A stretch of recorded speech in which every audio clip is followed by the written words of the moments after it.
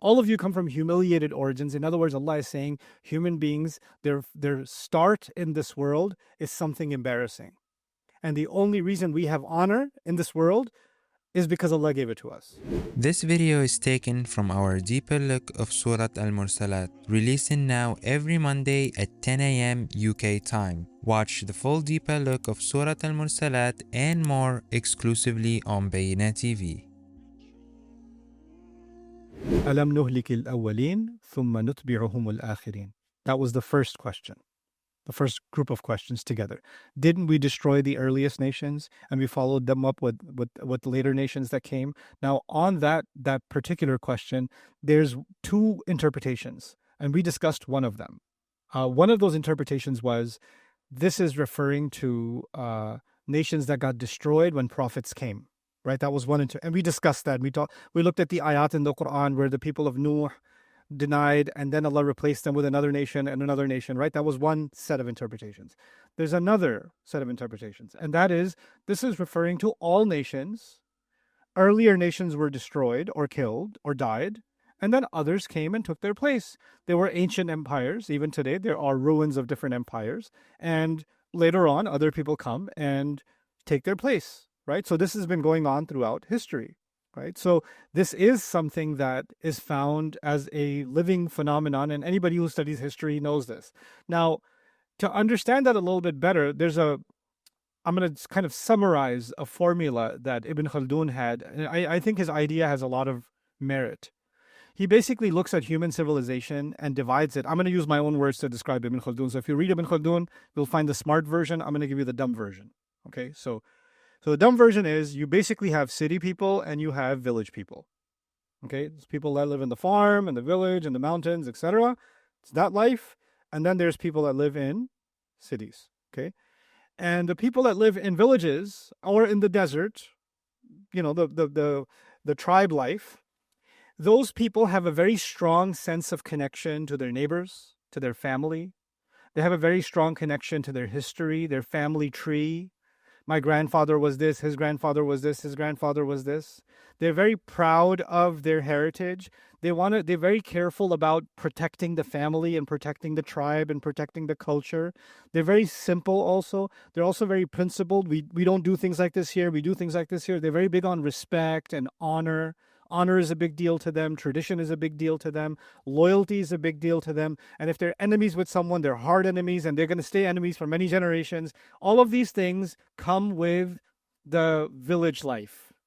And this village life has existed in civilizations around the world, including Arabia. Arabia is not different from that. The Qaba'il, had the same kind of culture. But this exists in Afghanistan. This exists in Indonesia. This exists in anywhere you go in the world, you're going to find this kind of phenomenon, okay? But then there is, and they have like I said, they have a very strong sense of identity, and they don't have a lot of government. This is another important thing. They don't have a lot of government. Because they don't have a lot of government, they have a lot of emphasis on morals. Because it's not the government that's making you do the right thing, or the police, or the camera, or the taxes, or whatever. It's the way you were brought up, and the expectation from your elders and your family and your community. There's a moral we have our morals, we have our code, and we live by this code, right? This is the life of the Bedouins and the farmers and the village people. But then society advances, and then some of those villages start growing into cities, and they start becoming more and more civilized and developed. And city life is driven not by family, it's driven by economic functions.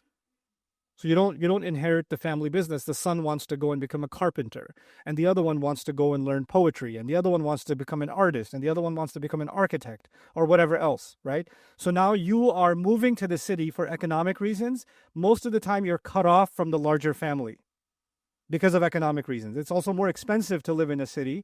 So now the whole family can't afford to move. And even if they move, they're going to move closer to their work, and you'll move closer to your work. You can't just get together and do the same work together in the city. It doesn't work that way because the economic forces are pushing you apart. So family life starts breaking up. And this has been happening for generations and generations. This is not something new. The very rich people, they can buy very, very big houses and mansions and villas and things like that, and they can stay together with their whole family. But most of the others, they're going to work and their family lives somewhere else and they live somewhere else. They're doing the work and sending the money back, or some kind of disconnect has happened. Of course, the modern version of that you're also familiar with. People are going to, for example, New York to study at New York University. Is their whole family moving with them? No, somebody got a job as a programmer and they're going to move to this big corporation office, head office in downtown in some city, in Melbourne, in Sydney, in Paris, somewhere in London. But is the whole family going to be able to move with them? No, they're barely able to afford the rent for themselves to make ends meet, and they're going to be isolated. Now there's a bunch of, let's just say, single people. There's a bunch of young people. There's a bunch of business people. They are not brought together by family and values and history and heritage. That's not what brought them together. Economics brought them together. The company brought them together. The job brought them together. The government brought them together. All government employees, etc., right? So these people, what's bringing them together is usually economic interests or some kind of government citizenship type thing. Which do you think is a stronger sense of connection to other human beings? The tribal connection or the city connections between people? By far, the tribal connections are stronger. So what cities do is they start creating, people that live in cities, they start developing a more and more and more individualistic worldview. They think first about themselves, at most about one more person or two more people. Even if things go too far, even their parents might become a burden for them. Their children might become a burden for them. And is that happening nowadays, right? People are saying, I don't want to have kids. Why should I have kids? It's too much work, etc., etc., etc. I'm happy the way I am. Hyper-individualism happens. When that individualism happens, then that society is not unified. They're not united. Why? Because they're each a bunch of individuals looking for their own thing, while the tribes are very, very united. And these individual people, they also don't have a unified moral code. They don't have one thing that ties them together. We're all going to follow these rules. The only reason they're following the rules is who's watching. The cops are watching, the government's watching, or you're going to get fired. That's the reason they're following the rules, right? So what happens is these societies that don't have a strong, the word asabiya is a bad word, but it's also a good word, a strong bond with each other, these societies start becoming weak.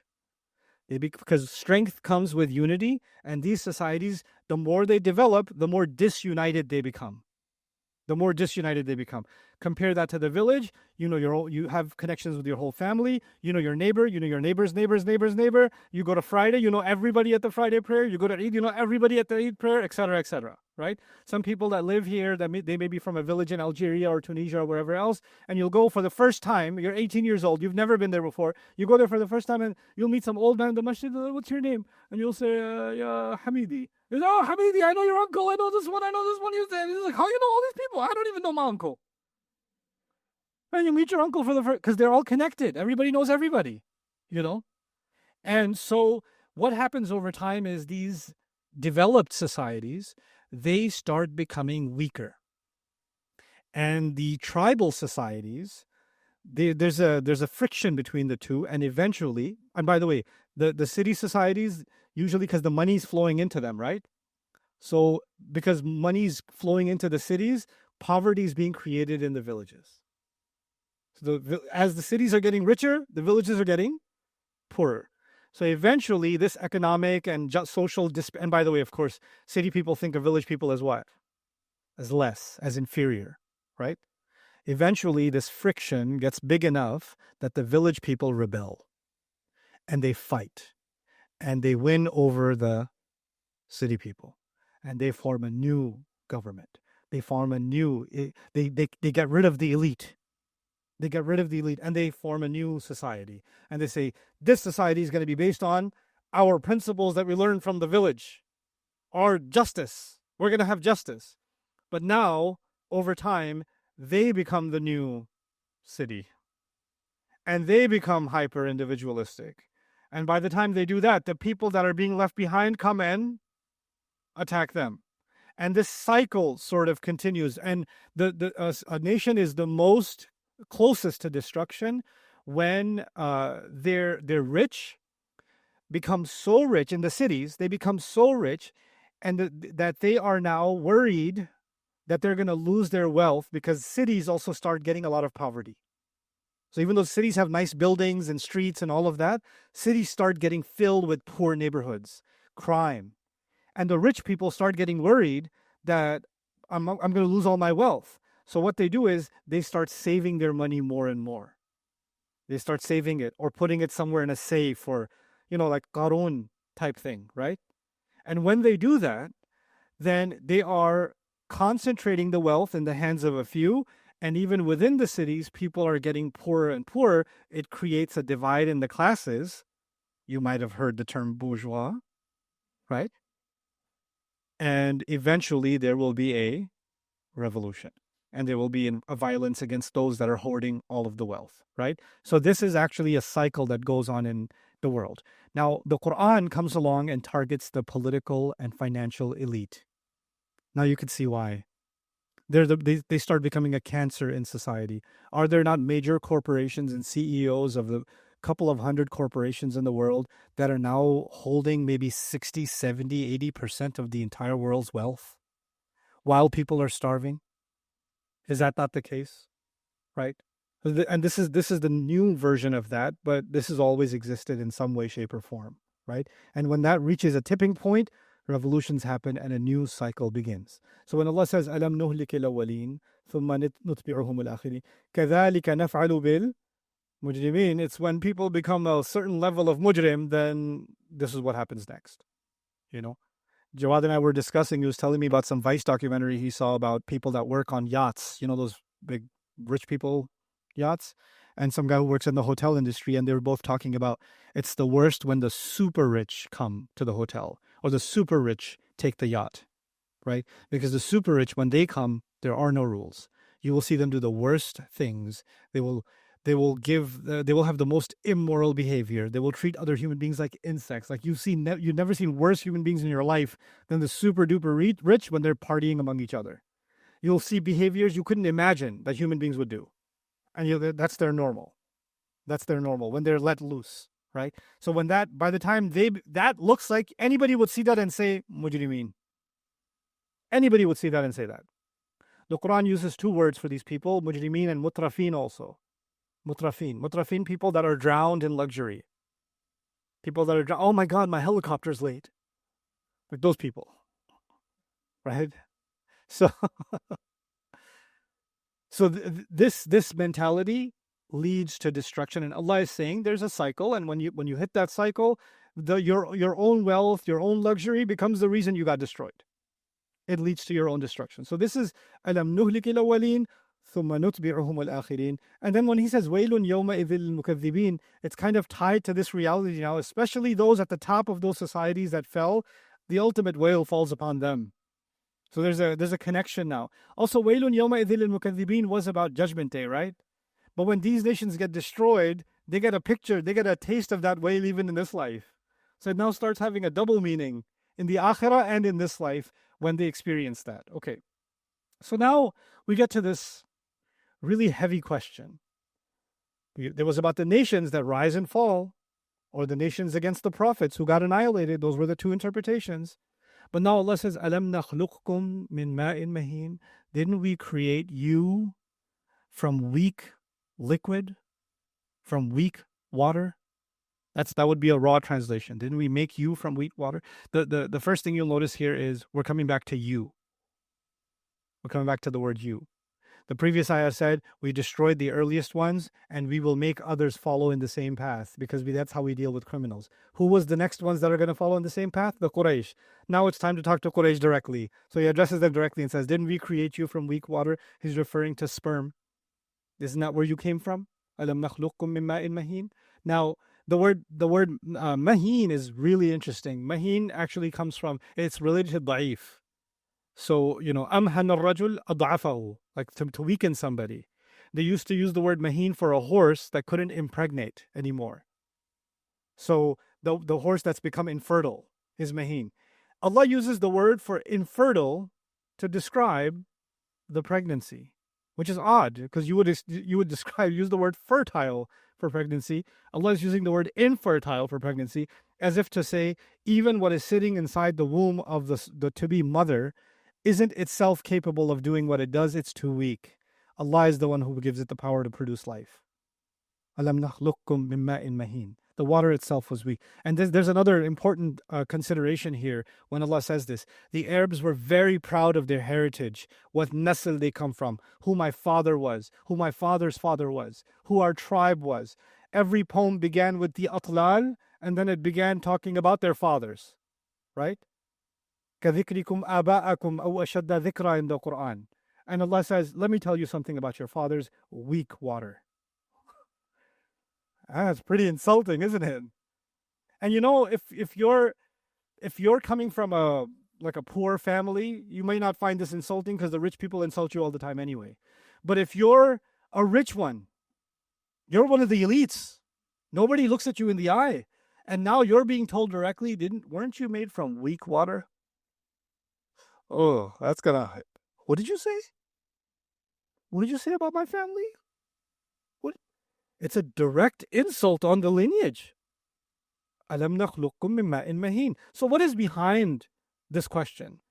There's, sometimes a question is loaded, right? You could say the question has kinaya in it. The way I would describe that in simple English to you is the question is loaded. So let's explain how is this question loaded. First of all, are you made from some different liquid than the people who died before you? Because they were also made from water and they also came and went and they got destroyed. Are you made from some super fluid that you're not going to be destroyed? Is that the idea? Then are you made from a higher origin than the people you consider inferior? Because you're the elite tribe. Were you made from some special non-weak fluid that other people weren't created from? You're all of your origins are the same. All of you are the same. Alam nakhluqkum min ma'in mahin. All of you come from humiliated origins. In other words, Allah is saying human beings, their start in this world is something embarrassing. And the only reason we have honor in this world is because Allah gave it to us. If Allah had not given it to us, our starting point is humiliation in this world. It's ma'in mahin. Are you in this position of power because that's how you've always been? Allah says, Alam nakhluqkum min ma'in mahin. So you think you're so powerful and so rich and nobody can look you in the eye and nobody can question your leadership. And were you always like this? No, I've always been. Really? Even when you were inside your mom, you were like this? It was so powerful? I want you to use your imagination a little bit for a second. There was a time when I and you, everybody in this room, was somewhere inside our mother's belly. And actually, at some point, she didn't even know we were there. My mom didn't know I was there, but I was there. Okay? Lam yakun shay'an madhkura. You weren't even something worthy of being mentioned. In fact, even your mother who loves you so much, to her, you didn't exist. You were nothing. And you were inside her and you were nothing to her. She had no emotional attachment to you, and she had no love for you, and she had nothing. And now we're inside, there was this little drop, and we start to form. And as we start to form, I imagine I can't remember what that was like, but if I could, I don't have a mouth, I don't have eyes, I don't have hands. I'm just stuck in this place, I'm just between these organs, I'm just sitting over here, completely, utterly helpless. Is that a state of power? No. The home itself is actually pretty humiliating. The home in which I was living itself is humiliating, and I'm utterly, utterly powerless. Did I deserve to be engineered? Did I deserve to get my eyes developed, my hands, my fingers, my feet, my body, my mind, my tongue, my teeth, all of the stuff all the bones that are being developed, the ears that are being developed? Am I entitled to any of that when that's happening inside? Allah says, Alam nakhluqkum min ma'in mahin. When you say, I got money, that's why I deserve to be treated better. I deserve this, Did you deserve to be engineered the way you were engineered inside your mother?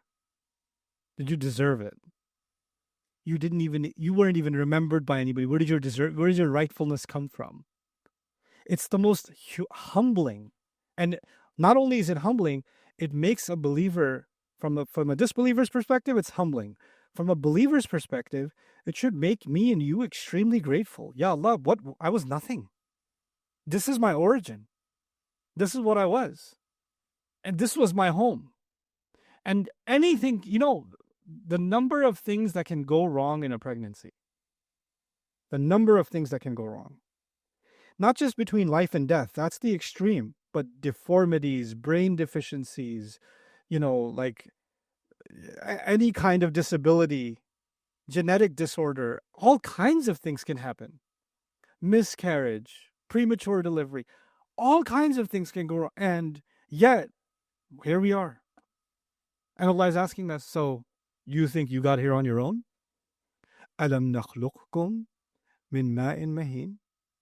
And after asking this question, isn't it true that this is kind of a strange thing?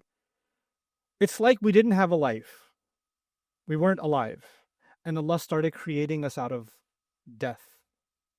We didn't have an existence, and Allah brought us to life. So we were resurrected. We were created and brought to life. If the question in the surah is about being brought back to life, it's as if Allah is saying, didn't I already do that to you? Haven't I already resurrected you from a fluid? Why do you think it's difficult for me to resurrect you from the dirt? It's just a continuation of the same phenomenon. So, alam nakhluqkum min ma'in mahin. Hey guys, you just watched a small clip of me explaining the Quran in depth as part of the Deeper Look series. Studying the Quran in depth can seem like a really intimidating thing that's only meant for scholars. Our job at Bayyinah is to make deeper study of the Quran accessible and easy for all of you. So take us up on that challenge. Join us for this study, the Deeper Look of the Quran, for this surah and many other surahs on BayyinahTV.com under the Deeper Look section.